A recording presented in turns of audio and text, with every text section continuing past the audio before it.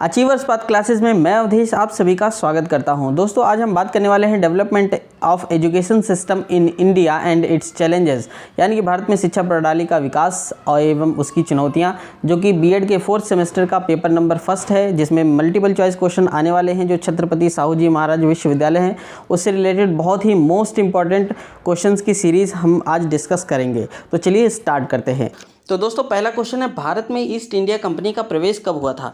तो इसका आंसर है ऑप्शन नंबर ए, 1613 में ईस्ट इंडिया कंपनी ने भारत में प्रवेश किया था। नेक्स्ट है, कौन सी कंपनी के माध्यम से भारत में ब्रिटिश कालीन शिक्षा प्रारंभ हुई थी? तो इसका आंसर होगा ऑप्शन नंबर बी, यानी कि ईस्ट इंडिया कंपनी की हेल्प से। नेक्स्ट है, भारत में सर्वप्रथम कौन सी ईसाई मिशनरीज आई थी? तो भारत में आने वाली सबसे पहले ईसाई मिशनरीज थी पुर्तगाली। पहले पुर्तगाली भारत में आए थे और अपने ईसाई धर्म का प्रचार प्रसार कर रहे थे। बाद में सारे फ्रांस और ये ब्रिटिशर्स ये सभी आते हैं। नेक्स्ट है, शिक्षा में निस्यंदन सिद्धांत किसने लागू किया था? तो शिक्षा में निस्यंदन सिद्धांत लागू किया था मैकॉले ने, जिसे फिल्ट्रेशन थ्योरी भी कहते हैं। फिल्ट्रेशन थ्योरी में कहा गया था कि पहले हम उच्च वर्ग के लोगों को शिक्षित करेंगे और उच्च वर्ग के लोगों को ही शिक्षित करने से ही निम्न वर्ग के लोगों को अपने आप शिक्षा मिल जाएगी, यानी कि जो शिक्षा है वो छन छन करके उच्च वर्ग के लोगों से निम्न वर्ग के लोगों तक पहुंच जाएगी। तो ऐसा इसका मानना था मैकॉले का। नेक्स्ट है, फिल्ट्रेशन थ्योरी सिद्धांत लागू किया गया था। तो किसके लिए लागू किया गया था फिल्ट्रेशन थ्योरी? तो ये लागू किया गया था ऑप्शन नंबर बी, उच्च वर्ग की शिक्षा के लिए लागू किया गया था। और उच्च वर्ग की शिक्षा के लिए लागू करने के बाद यही कहा गया था कि उच्च वर्ग को शिक्षित कीजिए, निम्न वर्ग अपने आप शिक्षित होगा, जो कि बाद में फ्लॉप साबित होती है। तो वुड डिस्पैच ने इसका खंडन किया था और वुड डिस्पैच 1854 के माध्यम से इसको हटा दिया गया था फिल्ट्रेशन थ्योरी को। नेक्स्ट है, कोलकाता मदरसा की स्थापना किसने की थी? तो इसका आंसर होगा ऑप्शन नंबर बी, यानी कि वॉरेन हेस्टिंग। नेक्स्ट है, बहुत से व्यक्तियों को थोड़ा सा ज्ञान देने की अपेक्षा थोड़े से व्यक्तियों को बहुत सा ज्ञान देना अच्छा है, यह किसका मत था? तो ये जाहिर सी बात है ये फिल्ट्रेशन थ्योरी से रिलेटेड है, तो ये मत था ऑप्शन नंबर बी, मैकॉले का मत था। नेक्स्ट है, शिक्षा नीति 1854 की घोषणा, यानी कि इसे वुड डिस्पैच भी कहते हैं। तो याद रखिएगा दोनों नाम, शिक्षा नीति 1854 को वुड डिस्पैच भी कहते हैं, क्योंकि वुड जो चार्ल्स वुड थे वही वुड डिस्पैच के अध्यक्ष थे, चार्ल्स वुड। नेक्स्ट है, भारत में सर्वप्रथम जन शिक्षा विभाग की स्थापना कहाँ की गई थी? तो सबसे पहले जन शिक्षा विभाग की स्थापना की गई थी ऑप्शन नंबर बी, कंपनी शासित प्रांतों के मुख्यालयों पर। नेक्स्ट है, शिक्षा नीति 1854, यहाँ पर से बीच में आ गया, एक्चुअल में यहाँ पर होना है 1854, यानी कि 1854 में सहायता अनुदान कितने विद्यालयों को देने की घोषणा की गई थी? इसका आंसर है option number D is the correct answer. सभी विद्यालयों को देने की घोषणा की गई थी अनुदान, जो कि वो डिस्पैच है 1854 में आया था ये। नेक्स्ट है, प्राथमिक शिक्षा को स्थानीय निकायों को सौंपने का सुझाव किसने दिया था? तो ये दिया था भारतीय शिक्षा आयोग ने, जिसे हंटर कमीशन के नाम से जानते हैं, क्योंकि ये योजना 1882 में आई थी, इसलिए हंटर कमीशन 1882, यानी कि भारतीय शिक्षा आयोग 1882 के नाम से भी इसको जानते हैं। तो दोनों नाम आप याद रखिएगा, पता नहीं कौन सा नाम दे दे, ठीक है ना? तो इसीलिए दोनों चीज़ें आप याद रखिएगा, जब आपका पेपर होगा उसमें कोई भी नाम दे सकता है। नेक्स्ट है, माध्यमिक शिक्षा स्तर के पाठ्यक्रम को ए और बी, यानी कि का और खा वर्ग में विभाजित करने का सुझाव किसने दिया था? तो ये जो विभाजित करने का सुझाव दिया गया था वो था हंटर कमीशन के तहत दिया गया था, जिसे भारतीय शिक्षा आयोग के नाम से भी जानते हैं। तो यहाँ पर दो क्वेश्चन और बनते हैं। पहला क्वेश्चन ये बन सकता है कि जो ए था, यानी कि का वर्ग था, इसमें क्या था? तो देखिए दोस्तों कि जो का वर्ग था इसमें जो साहित्य की शिक्षा लेना चाहते थे उनके लिए था, और जो बा वर्ग था यानी कि बी ऑप्शन था, यानी कि खा वर्ग था, इसे खा वर्ग भी कहते हैं, और बी वर्ग यानी कि बी सिलेबस भी कहते हैं। तो ये इनमें जो था ये व्यावसायिक शिक्षा के लिए इस बी सिलेबस को यानी कि बी वर्ग को रखा गया था।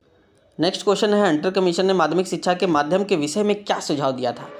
तो हंटर कमीशन ने माध्यमिक शिक्षा के माध्यम के विषय में कोई भी सुझाव नहीं दिया था, यानी कि कुछ भी नहीं कहा था। तो आप जानते हैं कि जो 1854 का वुड डिस्पैच आया था उसमें माध्यमिक शिक्षा के माध्यम को इंग्लिश में रखा गया था, यानी कि हंटर कमीशन ने जब कुछ भी नहीं कहा तो इसका सीधा सा मतलब हो जाता है कि जो पहले की एजुकेशन पॉलिसी, जो कि वुड डिस्पैच की एजुकेशन पॉलिसी थी 1854 वाली, उसी के तहत इंग्लिश को ही माध्यमिक शिक्षा का माध्यम बनाया जाएगा। तो अगर हम सिर्फ हंटर कमीशन की बात करते हैं तो हंटर कमीशन ने कोई भी सुझाव नहीं दिया था माध्यमिक शिक्षा के माध्यम के बारे में।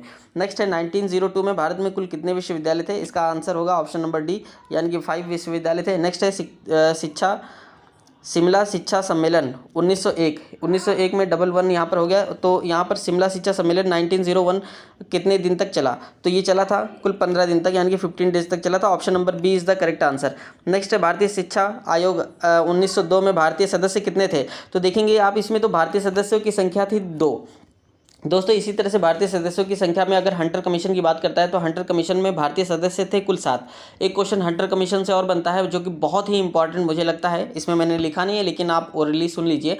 हंटर कमीशन में एक बात और कही गई थी कि जो हंटर कमीशन था ब्रिटिश पीरियड का पहला ऐसा एजुकेशन पॉलिसी था जिसमें ज़्यादा भारतीयों को शामिल किया गया था। तो हंटर कमीशन में कुल सदस्य थे 20, जिसमें से 7 सदस्य थे भारतीय। इसके बारे में मैंने बहुत ही डिटेल में एक वीडियो बना रखा है जो कि डिस्क्रिप्शन बॉक्स में उसका लिंक है। हंटर कमीशन से रिलेटेड यानी कि भारतीय शिक्षा आयोग से रिलेटेड पूरा विस्तृत वीडियो मैंने बना रखा है। दोस्तों ये वीडियो जरूर देखिएगा, इससे आपके काफ़ी डाउट क्लियर होंगे और काफ़ी मल्टीपल चॉइस क्वेश्चन तो तैयार हो ही जाएंगे। इसके साथ साथ थ्योरेटिकल और हर तरह की चीज़ें जो भी हंटर का आयोग से जुड़ी है सारे पॉइंट्स मैंने उसमें कवर किया है, तो उसको जरूर देखिएगा ताकि आपकी तैयारी बहुत ही अच्छी हो जाए। तो डिस्क्रिप्शन बॉक्स में लिंक है उसका, तो आप लोग देख लीजिएगा।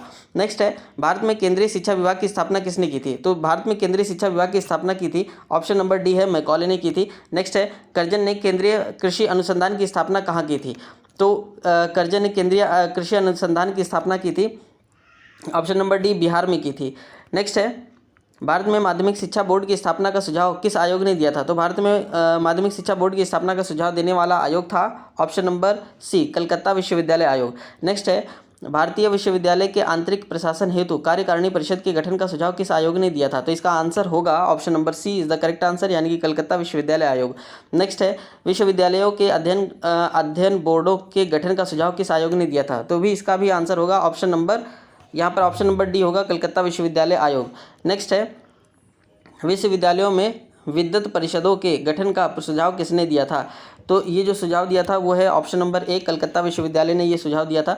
नेक्स्ट है, वर्धा शिक्षा सम्मेलन कब हुआ था? आप जानते हैं कि 1937, ऑप्शन नंबर डी है, उसी में हुआ था। नेक्स्ट है, सार्जेंट योजना कितने वर्ष की योजना थी? तो सार्जेंट योजना जो थी वो 40 वर्ष की योजना थी, option number D is the correct answer. Next है, सार्जेंट योजना के लिए कितनी धनराशि निश्चित की गई थी? तो सार्जेंट योजना के लिए ऑप्शन नंबर डी यानी कि 313 करोड़ की धनराशि निश्चित की गई थी। नेक्स्ट है, विश्वविद्यालय अनुदान समिति के गठन का सुझाव किसने दिया था? तो विश्वविद्यालय अनुदान समिति के गठन का सुझाव देने वाले थे 1944 में, क्योंकि ये तो सुझाव दिया गया था और ये सुझाव था सार्जेंट योजना का, जो कि ऑप्शन नंबर डी है। नेक्स्ट है, विश्वविद्यालय अनुदान समिति का गठन कब किया गया था? तो विश्वविद्यालय अनुदान समिति का गठन 1946 में किया गया था, जो कि ऑप्शन नंबर ए है आपका। नेक्स्ट है, विश्वविद्यालय शिक्षा आयोग की नियुक्ति कब की गई थी? तो विश्वविद्यालय शिक्षा आयोग की नियुक्ति की गई थी, ये ऑप्शन नंबर बी है आपका, यानी कि 1948 में की गई थी। नेक्स्ट है, विश्वविद्यालय अनुदान आयोग की स्थापना कब की गई थी? तो इसकी स्थापना की गई थी, ऑप्शन नंबर ए, 1953 में की गई थी। नेक्स्ट है, ग्रामीण विश्वविद्यालय की स्थापना का सुझाव किस आयोग ने दिया था? तो ग्रामीण विश्वविद्यालय की स्थापना का सुझाव देने वाला था आयोग विश्वविद्यालय शिक्षा आयोग था। दोस्तों ये वीडियो कैसा लगा, क्वेश्चन कैसे लगे, ये जरूर बताइएगा। वह बहुत ही वैल्यूएबल क्वेश्चन है ये। और सबसे महत्वपूर्ण बात यह है कि आप मुझे ये बताइए दोस्तों कि मैं ज़्यादा से ज़्यादा आप सबकी कैसे हेल्प कर सकता हूं, ताकि आप ज़्यादा से ज़्यादा बीएड में ज़्यादा से ज़्यादा नंबर स्कोर कर सकें, आपके ज़्यादा से ज़्यादा नंबर आ सके। ये ज़रूर मुझे अपने सुझाव बताइएगा, कमेंट बॉक्स में ज़रूर लिख करके बताइएगा। और सबसे अच्छी बात यह है दोस्तों, आपके जितने भी फ्रेंड सर्कल है उस फ्रेंड सर्कल में इस वीडियो को ज़रूर शेयर कर दीजिए, ताकि ज़्यादा से ज़्यादा लोगों के इसमें हेल्प हो सके। इस वीडियो को सब्सक्राइब कीजिए और बेल आइकन जरूर प्रेस कीजिएगा। बेल आइकन और सब्सक्राइब करने से और बेल आइकन प्रेस करने से जितने भी वीडियोस मैं बनाता रहूँगा आप तक ये वीडियोस पहुँचते रहेंगे।